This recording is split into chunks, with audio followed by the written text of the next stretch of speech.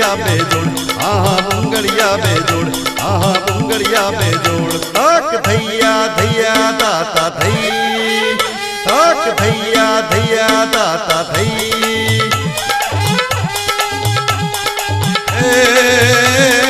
ચાચરતા જાતર બલીને જોત તણી જગમગે ચાચરતા જાતર બલીને જોત તણી જગમગે ઘણા ગુણી જનની ગયા તિહારા પગની રન હાથીહારા પગની રન હાથીહારા પગની રન તાક થૈયા થૈયા તાતા થઈ તાક થૈયા થૈયા તાતા થઈ હે જીરે ગરબા ગણેશને સમરીએ અને અંબાને લાગુબા હે માં બહુચર ભવાની રક્ષા કરે હે દાદા સાહિત કરજો સહા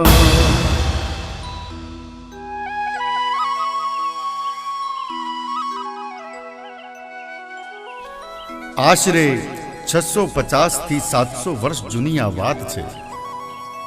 પાટણ જિલ્લાનું સિદ્ધપુર જે આજે મુખ્ય મથક છે, તાલુકો છે. રાજા સિદ્ધરાજ જયસિંહના નામ ઉપરથી સિદ્ધપુર નામ પ્રચલિત થયું અને આજે પણ સિદ્ધપુરના નામથી ઓળખાય છે. ઈસવીસન 1300 થી 1330ના સમયગાળા દરમિયાન શાખે ઠાકર યજુર્વેદી ઔદિત્ય બ્રાહ્મણ ભારદ્વાજ ગૌત્રના ભુવનેશ્વર ઠાકરને ત્યાં અસાહિતનો જન્મ થયો. ઔદિત્ય બ્રાહ્મણ કુળ અને પિતા ભુવનેશ્વર કર્મકાંડ યજ્ઞ અને કથા કરવાનું કામ કરતા. આ જ સંસ્કૃતિ અને સંસ્કારોનું સિંચન અસાહિતમાં ગળથુથીમાં જ સિંચાવા લાગ્યું. બાળપણથી તેજસ્વી, ગુણવાન, ધર્મનિષ્ઠ અને સાથે સાથે કવિ હૃદય એવા અસાહિત પણ એ જ ધર્મના રસ્તે ચાલવા લાગ્યા.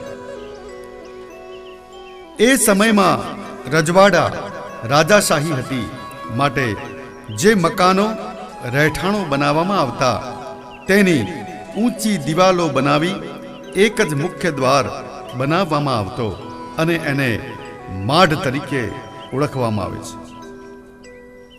અને આજે સિદ્ધપુરમાં સ્થિત દાદા અસાહિતની જન્મભૂમિ છઠ્ઠા પદના ધણી તરીકે ઓળખાતા અને આ છઠ્ઠા પદનો માઢ આજે પણ દાદાની જીવંત નિશાનીઓ અહીંયા ઉપસ્થિત છે.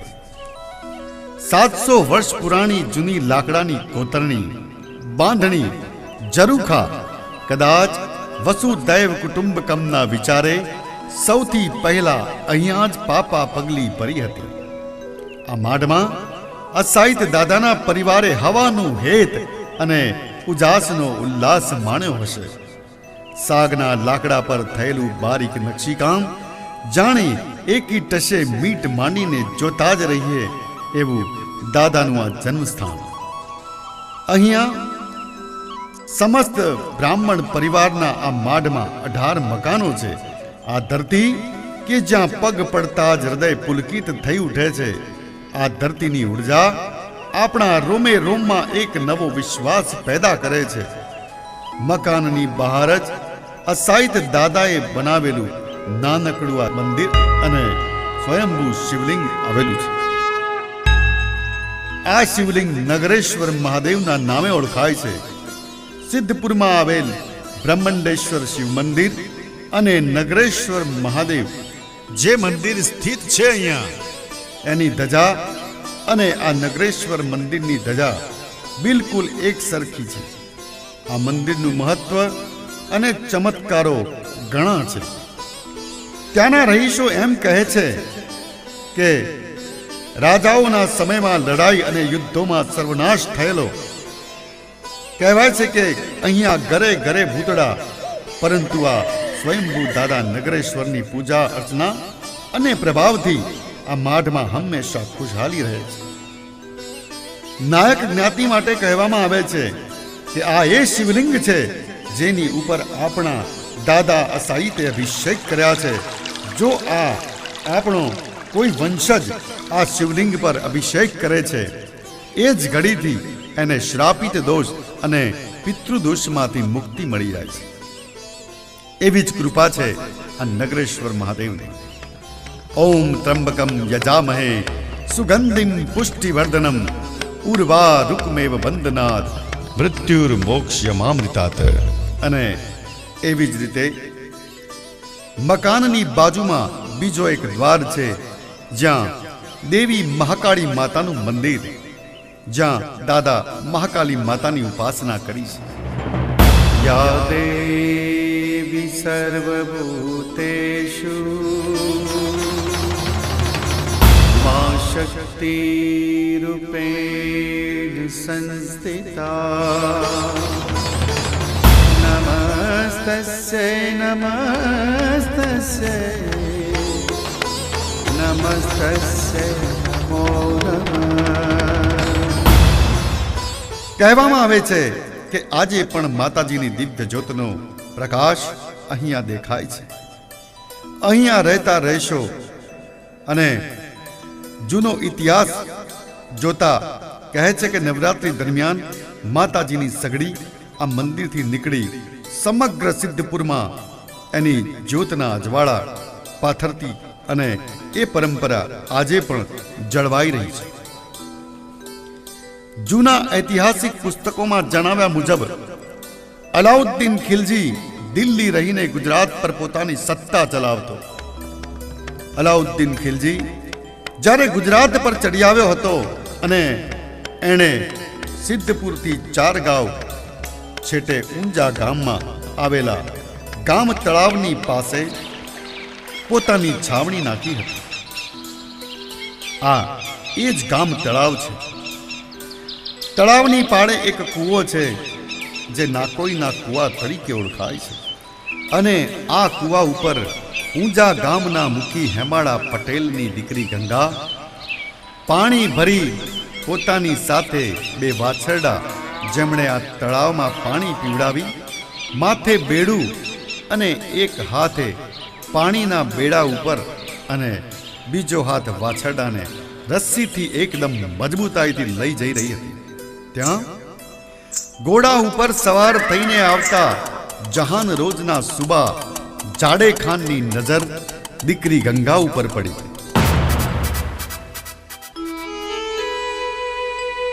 પણ જોને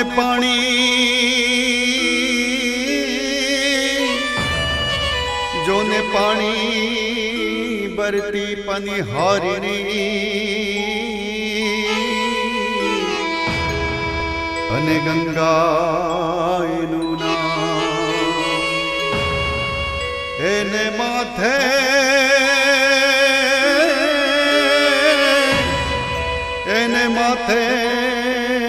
પાણીના જોને બેડલા ઓલા સુબાએ જાલ્યો હા ઓલા સુબાએ જાલ્યો હા. સ્વરૂપવાન, કદકાઠી અને ગોરોવાન, એક હાથમાં વાછરડાની મજબૂત પકડ જોતા વેંત મોગલ સુબાની નજર બગડી અને આ કન્યાના વખાણ તેને જહાનરોદના દરબારમાં જઈને આ બધી વાત કરી. સાંજના સમયે મહેફિલમાં મસ્ત બની ગયેલો મોગલ સરદાર જહાનરોદ અને એ જાડે ખાન બંને વાત કરતા હતા. જહાનરોદે જાડે ખાનને ફરમાન કર્યું કે હેમાળા પટેલની દીકરી ગંગાને પકડી લાવો. ગંગાને પકડી બંદી બનાવી લીધી. આ વાતની જાણ હેમાળા પટેલને થતા અત્યંત દુઃખી થઈ ગયા. હવે મારી દીકરીને કોણ બચાવશે? એની લાજ કોણ રાખશે?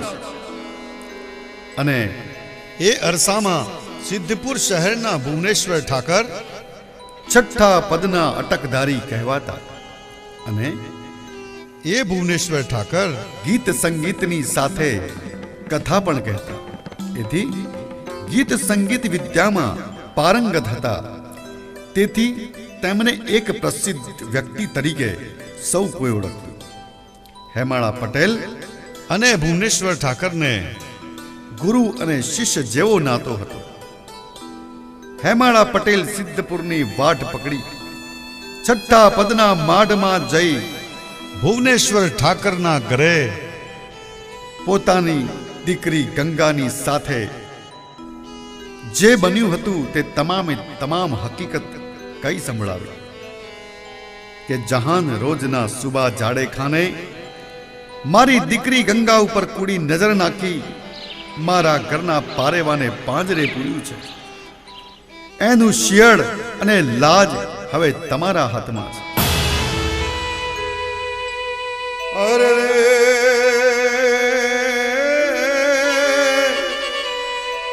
હે માડો રગ રગ રૂબે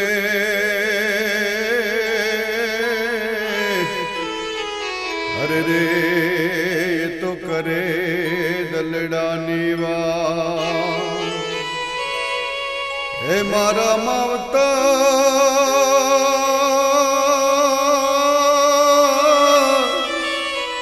મારા માવતાર લાજ બચાવજો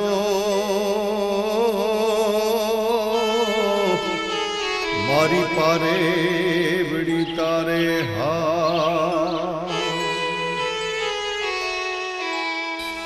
આ વાત સાંભળીને ભુવનેશ્વર ઠાકરના દીકરા સાહિત્યનો આત્મા કડ કડ કડ કડ કકડી ઉઠ્યો. દિલમાં દવ લાગ્યો અને આંખોમાં અગ્ન જ્વાળાઓ ઉભરી આવ્યા. હેમાળા પટેલને કહ્યું કે પટેલ તમે નિરાતે જાઓ, હું જાઉં છું. સાંજના સમયે છાવણીમાં દરબાર ભરાયો. ત્યાં અસાહિત આવીને ઉભા રહ્યા. દરેકે આદર સત્કાર કર્યો. પોતાના ગીત ગાયન વાદન અને રાગો છેડ્યા. મોગલ સરદાર અસાહિત પર ખૂબ જ ખુશ થયા અને એમને કંઈક માગવા કહ્યું.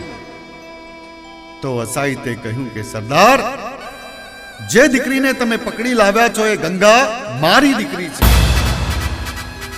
આ સાંભળીને તરત જ મોગલ સરદાર દીકરી ગંગાને અસાહિતની સાથે પાછી મોકલવા તૈયાર થયો. પણ એ સમયમાં ધર્માંતરણ કરાવેલો વટલાયેલો એક સૈનિક જેનું નામ હતું કરીમ અને એની કાન બંભેણી કરીને આ બ્રાહ્મણ સિદ્ધપુરનો છે અને આ કન્યા હેમાળા પટેલની દીકરી ગંગા છે. એક બાજુ બ્રાહ્મણ અસાહિતને વચન આપી ગંગાને છોડી મૂકવાનું ફરમાન થઈ ગયું અને બીજી બાજુ સાબિત થયું કે ગંગા ખરેખર કોની દીકરી છે.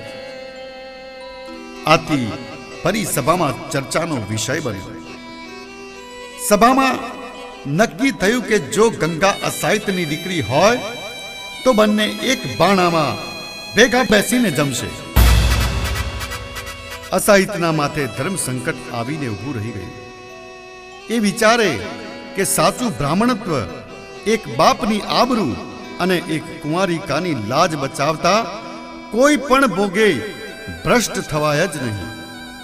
ઠાકર સમાજની વચ્ચે આ વાત ચાલતી હતી, પણ અસાહિતે પોતાનો ધર્મ ન ચૂકવા આપેલા વચન ખાતર કુંવારિકા ગંગા માટે થઈ કોઈ પણ ભોગ આપવા તત્પર બની મનોમન નક્કી કર્યું અને ઔદિચ્ય કુળને, બ્રાહ્મણ જાતિને, ઠાકર કુટુંબને છેલ્લા જુહાર કર્યા અને હેમાળા પટેલની દીકરી ગંગાને પોતાની જ દીકરી છે એમ સ્વીકાર્યું અને એક બાણે જમવા બેઠા.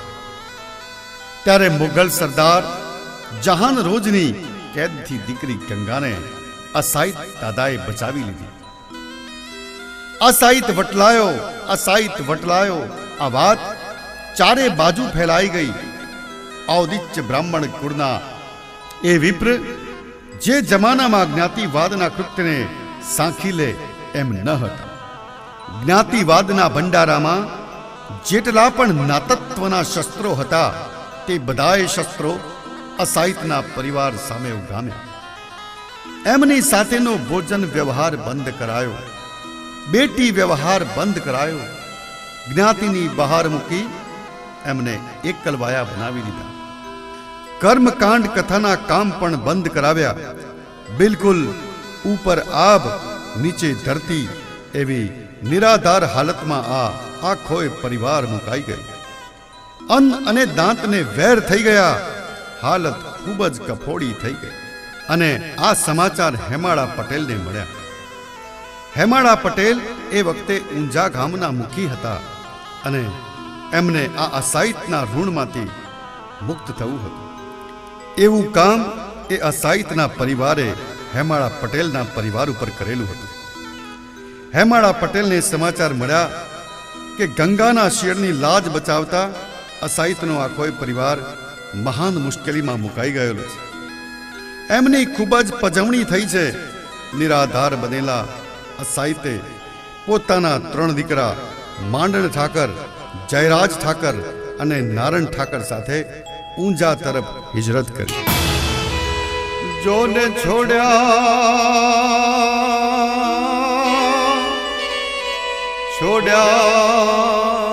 ઘર છોડ્યા છાપરા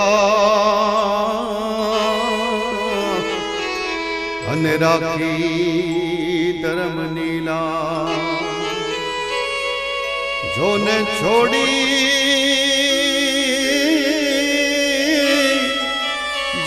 છોડી જ્ઞાતિ મેં તો ઠાકરા.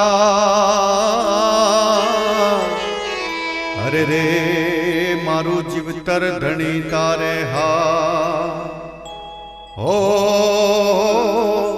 મારું જીવતર ધણી તારે હા.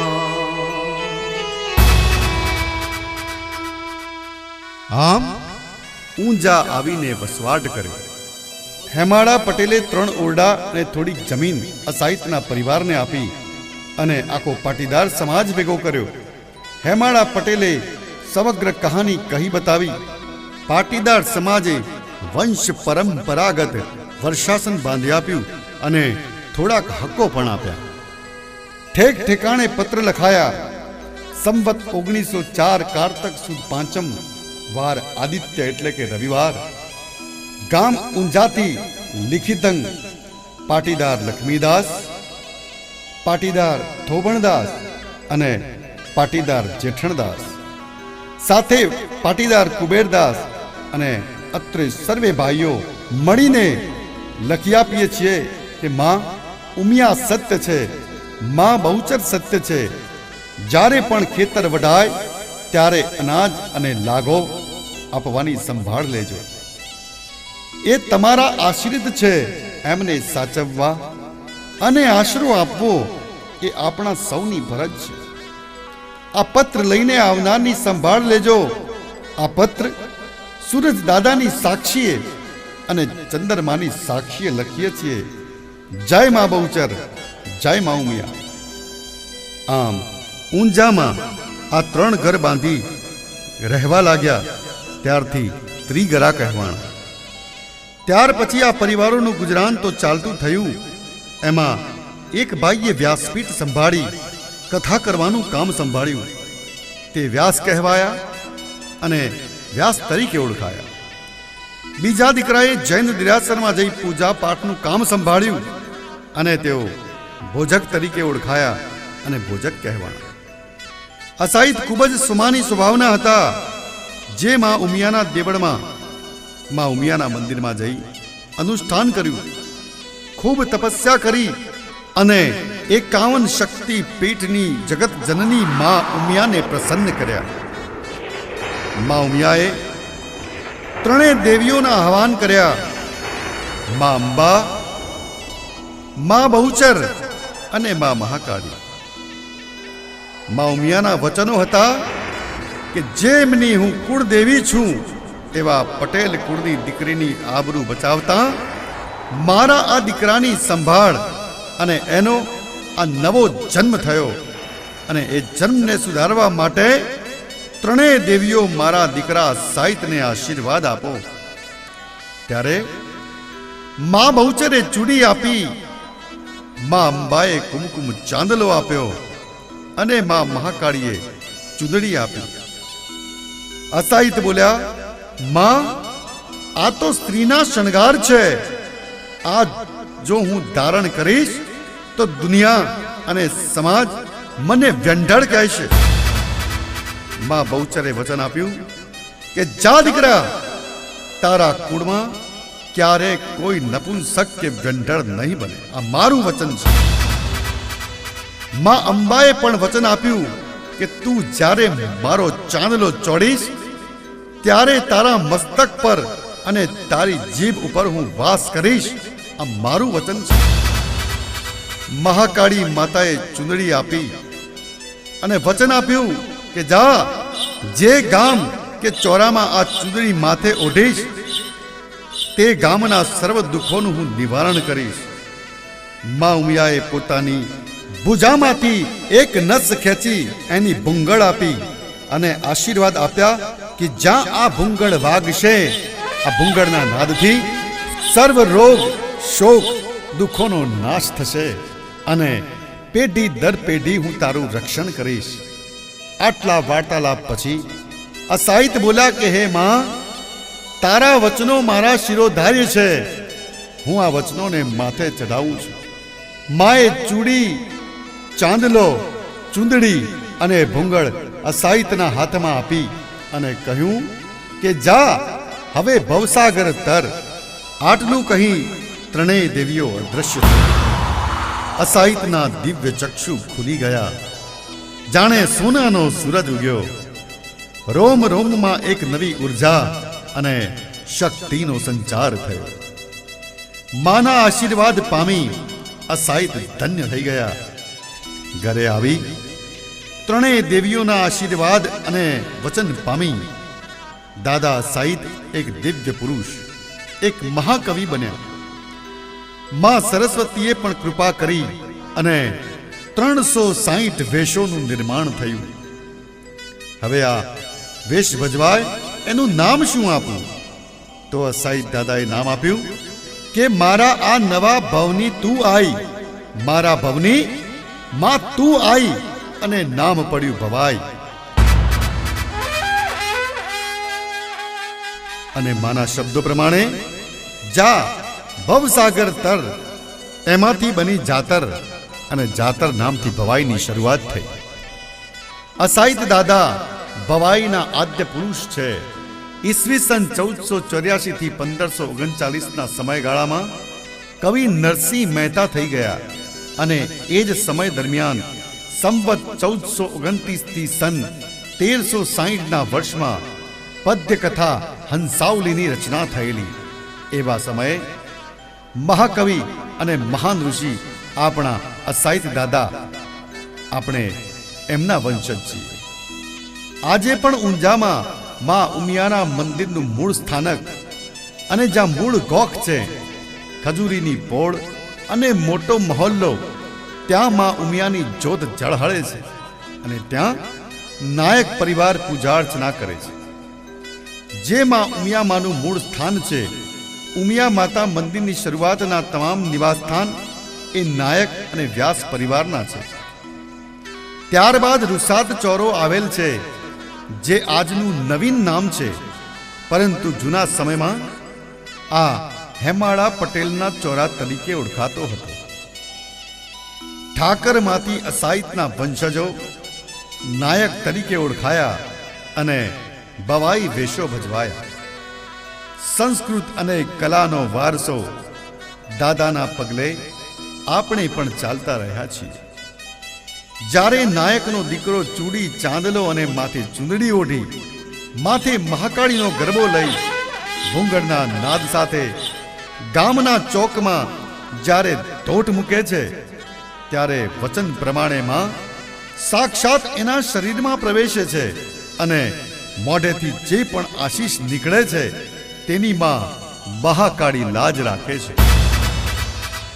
જે પણ યજમાનને પહેલા ખોળે દેવના દીધેલા દીકરા હોય એમનું હાલરડું ગવાય છે. નાયકનો દીકરો હાલરડું ગાતા નાનકડા દીકરાને પોતાના ખોળે લઈ જ્યારે આ બાળકને આશીર્વાદ આપે છે તો ક્યારે નપુંસકતાનો સાયો એના પર પડતો નથી અને માતાજીની અસીમ કૃપા એ બાળક ઉપર હંમેશા વરસતી રહે છે. બાળક રોગ દોષ શીતળા અચબડા ઓરી જેવા રોગોથી બચે છે અને સુખરૂપ આયુષ્ય ભોગવે છે. માતાજીની જાતરની બાધા આખડીનું પણ ખૂબ જ મહત્વ રહેલું છે. આપણા ગમે તેવા કામ અટકી પડેલા હોય કે ઘરે શેર માટીની ખોટ હોય તો આ માતાજીની જાતરની બાધા રાખવાથી માના આશીર્વાદ ચોક્કસથી એ પરિવાર ઉપર વરસે છે. માં વાંજિયાને પારણા બંધાવે છે અને હંમેશા એ પરિવારને ખુશહાલ રાખે છે. આપણી શક્તિ માં ઉમિયા, માં અંબા, માં બહુચર અને મહાકાળીની ભક્તિ અને આપણું રક્ષણ એ અસાઈત દાદાનું નામ. જય અસાઈત, જય અસાઈત. આપણા નાયક સમાજની એકતા એ જ આપણો ધર્મ. સંસ્કૃતિ કલાનો વારસો જાળવી સદાય જ્ઞાન અને ધર્મનો ફેલાવો કરવો એ જ સનાતન સત્ય છે. આપ સૌની ચરણરજ આપનો કમલ નાયક. સૌને જય અસાઈત, જય મા અંબા, જય મા ઉમિયા, જય મા બહુચર, જય મહાકાળી. અસાઈત વંશજ હોવું એ જ આપણું ગૌરવ, એ જ આપણું ગૌરવ, એ જ આપણું ગૌરવ. ગંગા શિયળ રક્ષકો, શક્તિ વર્ધક ઉપાસક, અસાઈત વંશસ્ય ગૌરવો, મહિમ અસાયતો. નમો નમઃ, નમો નમઃ.